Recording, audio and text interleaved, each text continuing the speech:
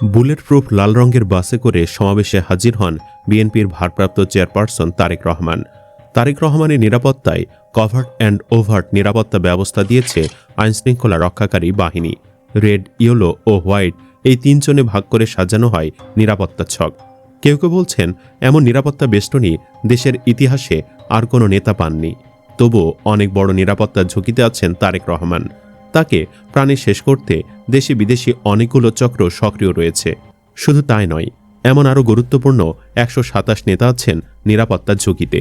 কারা এই ১২৭ নেতা? তাদের জন্য কি করছে সরকার? চলুন বিস্তারিত জেনে নেওয়া যাক।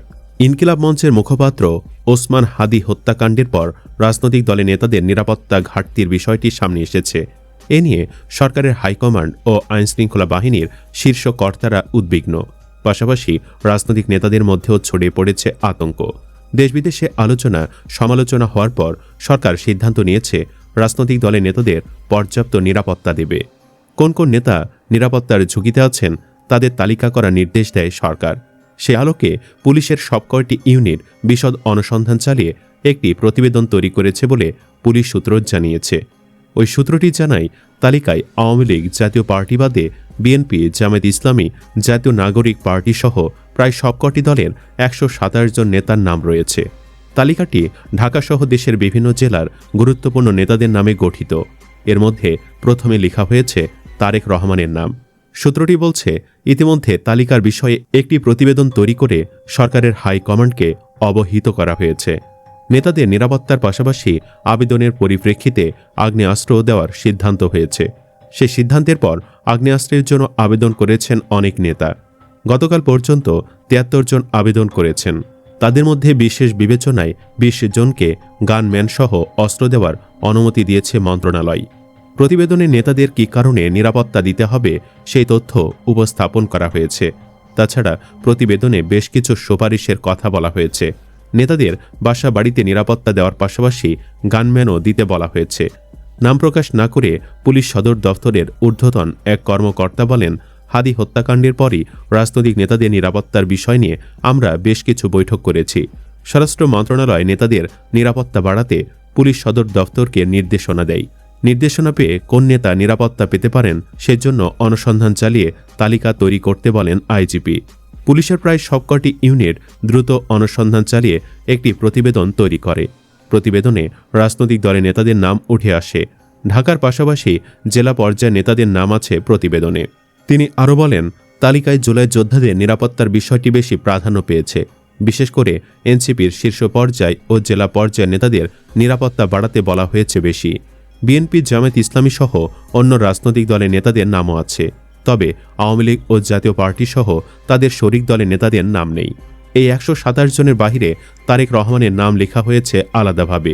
সূত্রমতে, তারেক রহমানের নিরাপত্তা নিশ্চিতে সব ধরনের প্রস্তুতি নেওয়া হলেও তাকে স্পেশাল সিকিউরিটি ফোর্স এসএসএফ দেওয়া হচ্ছে না।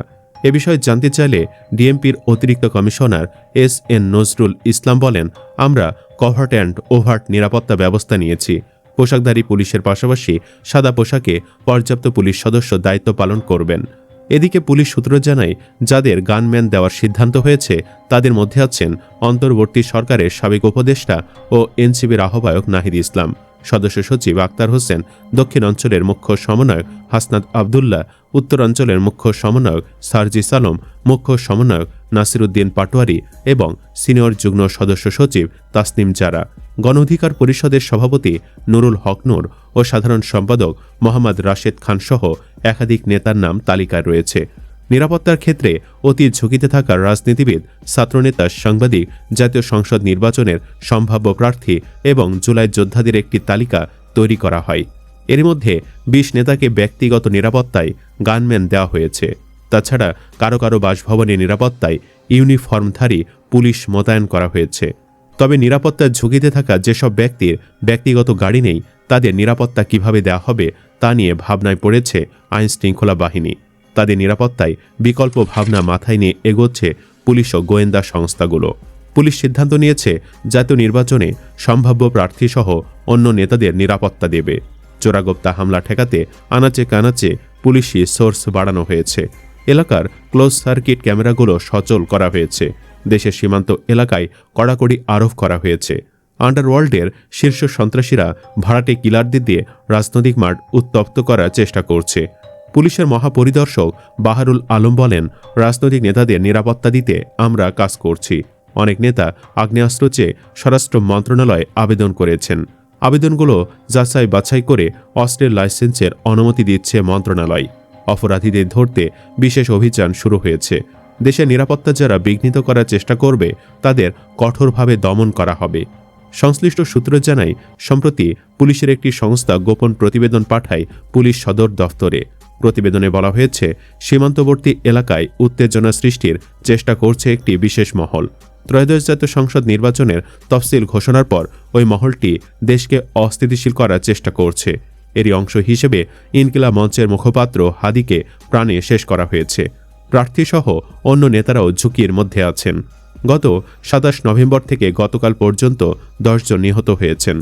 প্রার্থীদের জনসভা, পথসভা ও গণসংযোগে যাওয়ার সময় নির্দিষ্ট রুটে মোবাইল পেট্রোলিং জোরদার করতে বলা হয়েছে।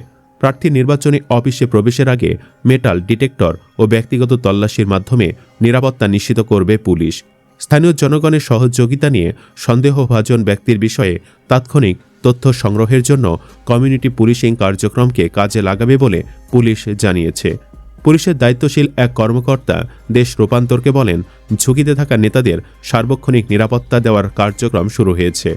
ইতিমধ্যে অনেক নেতার নিরাপত্তায় সার্বক্ষণিক পুলিশ দায়িত্ব পালন করছে। কিন্তু যেসব নেতার ব্যক্তিগত গাড়ি নেই, তারা রিকশা বা অন্য কোনো ভাড়া করা বাহনে চলাফেরা করে থাকেন। তাদের নিরাপত্তার বিষয়টি আমাদের ভাবিয়ে তুলছে। তাদের কিভাবে নিরাপত্তা দেওয়া হবে তা নিয়ে আমরা আলোচনা করছি। তাছাড়া পুলিশের জনবল ও গাড়ি সংকট আছে। তারপরও আমরা সর্বোচ্চ নিরাপত্তা দেওয়ার পরিকল্পনা নিয়েছি। স্বরাষ্ট্র মন্ত্রণালয়ের এক কর্মকর্তা বলেন, নেতাদের পাশাপাশি বিভিন্ন পেশায় জড়িত ৭৩ জনের মতো অস্ত্রের লাইসেন্সের জন্য আবেদন করেছেন। আবেদনগুলো আমরা যাচাই বাছাই করছি।